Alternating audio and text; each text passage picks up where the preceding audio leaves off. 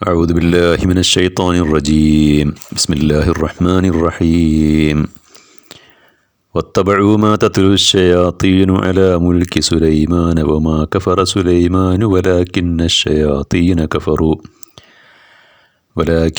الشياطين كفروا يعلمون الناس السحر وما أنزل على الملكين ببابل هاروت وماروت وما يعلمان من أحد حتى يقولا إنما نحن فتنة فلا تكفر فيتعلمون منهما ما يفرقون به بين المرء وزوجه وما هم بضارين به من أحد إلا بإذن الله ويتعلمون ما يضرهم ولا ينفعهم ولقد علموا لمن اشتراه ما له في الآخرة من خلاق ولبئس ما شروا به أنفسهم لو كانوا يعلمون صدق الله العظيم. സൂറത്തുൽ ബഖറ 102 ആയത്താണ്. അതിൻ്റെ അർത്ഥം ഇങ്ങനെയാണ്: സുലൈമാൻ നബിയുടെ, അതായത് സുലൈമാൻ്റെ ഭരണത്തെക്കുറിച്ച് പിശാചുക്കൾ ഓതിക്കൊടുത്തതെല്ലാം അവർ പിൻപറ്റി.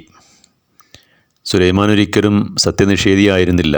എന്നാൽ ജനങ്ങളെ ആഭിചാരം പഠിപ്പിച്ച പിശാചുക്കളായിരുന്നു നിഷേധികളായത്.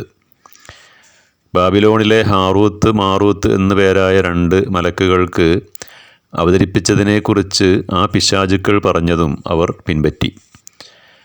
ഞങ്ങൾ വെറും ഒരു പരീക്ഷണമാണ്, അതിനാൽ നിങ്ങൾ നിഷേധികളാകരുത് എന്ന് പറഞ്ഞുകൊണ്ടല്ലാതെ ആരെയും അവരത് പഠിപ്പിച്ചിരുന്നില്ല. എന്നാൽ മനുഷ്യനെയും അവൻ്റെ ഇണയെയും തമ്മിൽ തെറ്റിക്കുന്ന മാരണവിദ്യ മാത്രമാണ് അവരിൽ നിന്ന് ആളുകൾ പഠിച്ചത്. എന്നാൽ അള്ളാഹുവിൻ്റെ അനുമതിയില്ലാതെ ആരെയും അവർക്ക് ദ്രോഹിക്കാനാകുകയില്ല. എന്നിട്ടും അവർ ജനദ്രോഹകരമായതും യാതൊരു പ്രയോജനവുമില്ലാത്തതുമായ പലതും അവർ പഠിച്ചു. അത് വാങ്ങുന്നവന്, അതിലൂടെ സമ്പാദിക്കുന്നവന് പരലോകത്ത് യാതൊരു വിഹിതവും ലഭിക്കില്ല എന്നവർക്കറിയാമായിരുന്നു. അവർ സ്വയം വിറ്റ് പകരം വാങ്ങിയത് എത്ര മോശമാണ്. ആ കാര്യം അവർ മനസ്സിലാക്കിയിരുന്നെങ്കിൽ.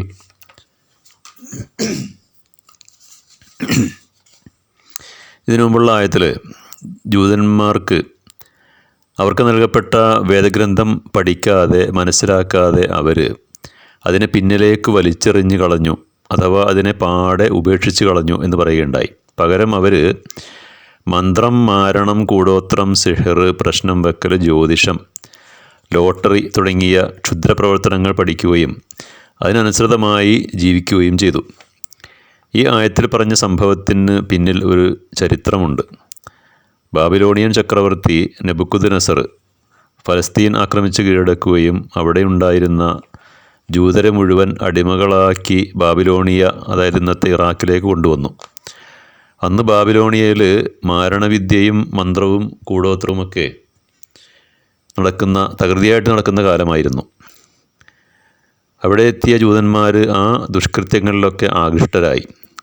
അവിടുത്തെ പിശാചുക്കളായ ആ മന്ത്രവാദികളും മാരണക്കാരുമൊക്കെ ഇവരോട് പറഞ്ഞു, നിങ്ങളുടെ പ്രവാചകനായ സുലൈമാൻ, അതായത് സോളമൻ ചക്രവർത്തിക്ക് അപാരമായ കഴിവുകളും നേട്ടങ്ങളും ഒക്കെ ഉണ്ടായത് സിഹറിൻ്റെ ഫലമായിട്ടായിരുന്നു. അതൊക്കെ ഞങ്ങൾ നിങ്ങൾക്ക് പഠിപ്പിച്ചു തരാം. അത് ഫ്രീ ആയിട്ടൊന്നുമല്ല, അതിനൊക്കെ അവർ നല്ല പൈസയും ഇവരിൽ നിന്ന് ഈടാക്കിയിരുന്നു. അപ്പോൾ അതോടെ ജൂതന്മാരൊക്കെ പിന്നെ തൗറാത്താവുന്ന വേദഗ്രന്ഥത്തിലെ നിയമനിർദ്ദേശങ്ങളും കൽപ്പനകളൊക്കെ മാറ്റിവെച്ച് പിന്നെ ഇതിൻ്റെ പിറകെയായി. സിഹർ പഠിക്കലും പ്രയോഗിക്കലുമൊക്കെ ആയി അവരുടെ മുഖ്യ തൊഴിൽ. ഈ ഘട്ടത്തിൽ അള്ളാഹു 2 മലക്കുകളെ മനുഷ്യരൂപത്തിൽ ആ നാട്ടിലേക്ക് നിയോഗിച്ചു.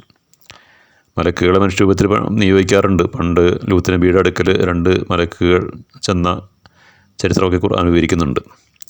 അപ്പോൾ അതുപോലെ ആ മലക്കുകൾ സിഹറിൻ്റെയും കൂടോത്രത്തിൻ്റെയും പൊള്ളത്തരങ്ങളൊക്കെ അവർക്ക് വ്യക്തമാക്കി കാണിച്ചു കൊടുത്തു. അവരതിൽ നിന്ന് പിന്തിരിപ്പിക്കാൻ വേണ്ടിയിട്ടാണ്. പക്ഷെ സംഭവിച്ചത് നേരെ മറിച്ചാണ്.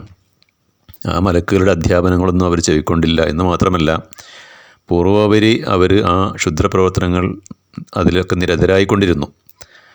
അതിലൂടെ അവർ അന്യൻ്റെ ഭാര്യയെ വശീകരിക്കുവാനും സ്വന്തമാക്കാനുമൊക്കെ ആണ് അവർ തുനിഞ്ഞത്. തന്മൂലം അവരുടെ ദാമ്പത്യ ജീവിതം പോലും താറുമാറായി. സത്യത്തിൽ മന്ത്രത്തിനും മാരണത്തിനും സിഹറിനും ഒക്കെ ഒരു ഉപദ്രവമോ ഉപകാരമോ ചെയ്യാൻ കഴിയില്ല. ഖൈറും ഷർറും ഒക്കെ അള്ളാഹുവിൽ നിന്ന് മാത്രമാണെന്ന് വിശ്വസിക്കുന്നവനാണ് സത്യവിശ്വാസി.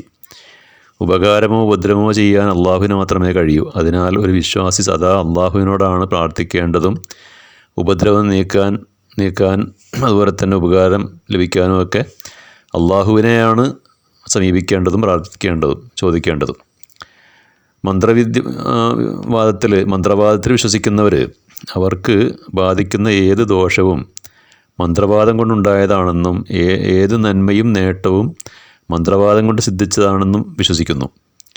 ഇപ്പോൾ നമുക്കറിയാം, അടുത്ത കാലത്ത് കേരളത്തിൽ തന്നെ ചില മുസ്ലിം വീടുകളിൽ മന്ത്രവാദത്തിൻ്റെ ഫലമായിട്ട് കൊല ചെയ്യപ്പെട്ട വാർത്തകളൊക്കെ നാം കേൾക്കുകയുണ്ടായി.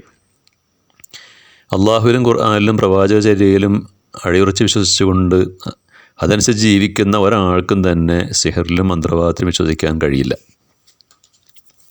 മൂസാ നബിയുടെ കാലത്ത് സിഹർ, അതായത് മാരണവിദ്യക്ക് പേരുകേട്ട നാടായിരുന്നു ഈജിപ്റ്റ്.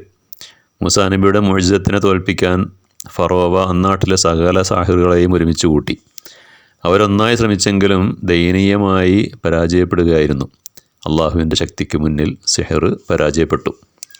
അപ്പോൾ സിഹർ ഫലിക്കുമോ ഇല്ലയോ എന്നത് അതിൽ വിശ്വസിക്കുന്ന വ്യക്തിയുടെ മനോനില ആശ്രയിച്ചാണ് നിലകൊള്ളുന്നത്. ഒരാൾക്ക് വല്ല ആപത്തും വന്നു കഴിഞ്ഞാൽ സിഹറിൽ വിശ്വസിക്കുന്നവനാണെങ്കിൽ അവൻ കരുതും ഇത് ഇന്ന ആൾ തനിക്കെതിരെ സിഹർ ചെയ്തുകൊണ്ട് സംഭവിച്ചതാണെന്ന്. അതേസമയം സിഹറിൽ വിശ്വാസമില്ലാത്ത ഒരാൾക്ക് വല്ല ആപത്തും വന്നണഞ്ഞാൽ അത് അള്ളാഹു തനിക്ക് വിധിച്ചതാണ് എന്ന വിശ്വാസത്താൽ അള്ളാഹുവിനോട് പ്രാർത്ഥിക്കുകയും അതിൽ നിന്ന് രക്ഷപ്പെടാൻ പറ്റിയ മാർഗങ്ങൾ തേടുകയും പ്രതിവിധി നടത്തുകയും ചെയ്യും. ഒരു രോഗമാണ് വന്നതെങ്കിൽ മരുന്ന് ഉപയോഗിക്കും, അള്ളാഹുവിനോട് പ്രാർത്ഥിക്കും. നേരെ മറിച്ച് സിഹറിൽ വിശ്വാസമുള്ള ഒരാളാണെങ്കിൽ വല്ല മന്ത്രവാദിയുടെ അടുത്ത് പോയിട്ട് അയാളെക്കൊണ്ട് വല്ല മന്ത്രവാദമോ പ്രശ്നം വെപ്പിക്കലോ ഒക്കെ ചെയ്യിക്കും. അയാളുടെ അസുഖമായിട്ട് മാറുകയുമില്ല. അതുകൊണ്ടാണ് വിശ്വാസം പറഞ്ഞത്, ഇജ്തനിബു അസ്സബഉൽ മൂബിഖാത്ത് അശ്ശിർക്ക് ബില്ലാഹി വസ്സിഹർ. നിങ്ങൾ 7 വൻപാപങ്ങൾ നിങ്ങൾ അകന്നു നിൽക്കണം. അപ്പോൾ അതിൽപ്പെട്ട ആദ്യത്തെ 2 ഷിർക്ക്, അള്ളാഹുവിൽ പങ്കുചേർക്കുക എന്നുള്ളതും, രണ്ടാമത് സിഹറുമാണ്. വാഖിർ ദഅ്വാനാ അൽഹംദുലില്ലാഹി റബ്ബിൽ ആലമീൻ. അസ്സലാമു അലൈക്കും.